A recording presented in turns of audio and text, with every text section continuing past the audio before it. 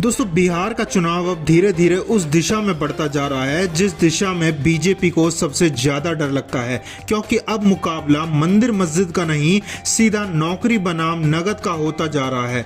और ये डर इतना गहरा है कि खुद अमित शाह को अब तेजस्वी यादव के वादों की क्रोनोलॉजी और गणित सार्वजनिक रूप से समझानी पड़ रही है। सवाल है, आखिर क्यों? तेजस्वी यादव वो नाम जिसके साथ जुड़ता है लालू यादव का दौर, भ्रष्टाचार के आरोप, जंगल राज की बातें, लेकिन एक बात जो तेजस्वी से कोई नहीं छीन सकता वो ये कि अपने छोटे से डिप्टी सीएम के कार्यकाल में उन्होंने नौकरियां दी।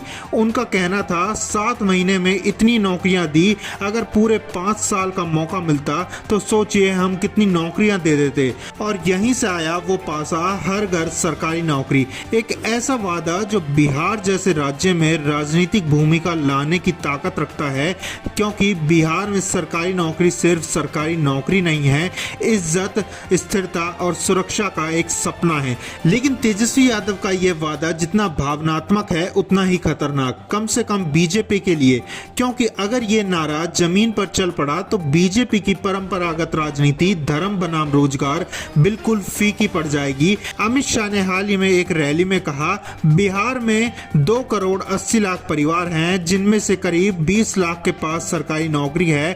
तो तेजस्वी का वादा है बाकी बचे 2 करोड़ 60 लाख परिवारों को नौकरी देना। अब जरा गणित समझिए, अगर हर नौकरी का औसत खर्च लें तो कुल बजट करीब 12 लाख करोड़ का बैठता है, जबकि बिहार का सालाना बजट 3.25 लाख करोड़ का है। यानी शाह का कहना है तेजस्वी यादव केवल एक सफेद झूठ परोस रहे हैं। अब अमित शाह की ये गणित सुनने में तो सही लगती है, लेकिन सवाल उठता है जब बीजेपी खुद 1 करोड़ 21 लाख महिलाओं के खाते में 10-10 हजार रुपए डाल रही है, तो उस पैसे का बजट कहां से आया? वो पैसा अगर स्कूलों, अस्पतालों और इंडस्ट्री में लगता तो क्या बेरोजगार नहीं बनता?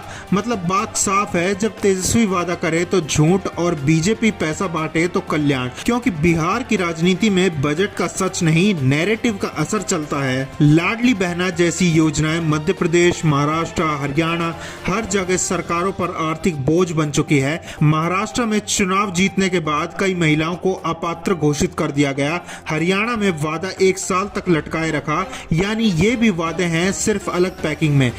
अब बिहार में वही कार्ड खेला जा रहा है, मुख्यमंत्री के नाम से योजना, लेकिन पैसा भेजा जा रहा है दिल्ली से। राजनीति का खेल साफ है दोस्तों, तेजस्वी का वादा दिखता है असंभव, लेकिन बीजेपी का कैश पॉलिटिक्स लगती है संवेदनशील।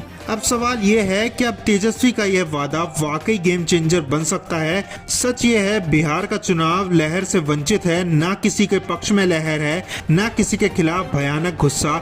ऐसे माहौल में जब कोई लहर नहीं होती तो मुद्दे ही चुनाव की एक हवा तय करते हैं। और तेजस्वी यादव जानते हैं, हर घर नौकरी का मुद्दा सीधे युवाओं की नस पकड़ता है, क्योंकि बेरोजगारी बिहार की सबसे बड़ी हकीकत है और चुनौती भी। हाल ही में जब तेजस्वी युवाओं के बीच पहुंचे तो भीड़ से सवाल उभरा कि टीआरटी की परीक्षा लटकाई क्यों, संविदा कब खत्म होगी, नौकरी की गारंटी कौन देगा? तेजस्वी ने वही जवाब दिया, 5 लाख नौकरी दी, लेकिन मैं संतुष्ट नहीं हूं। हर परिवार में एक सरकारी नौकरी होगी। 14 नवंबर के बाद कोई बिहारी थप्पड़ खाएगा न लाठी खाएगा। यानी वो मुद्दा समझ चुके हैं, नौकरी बिहार की पॉलिटिक्स का असली दिल है। दोस्तों, तेजस्वी का वादा इमोशनल भी है, पॉलिटिकल भी है, फिलहाल बीजेपी के लिए सबसे बड़ा सरदर्द भी है।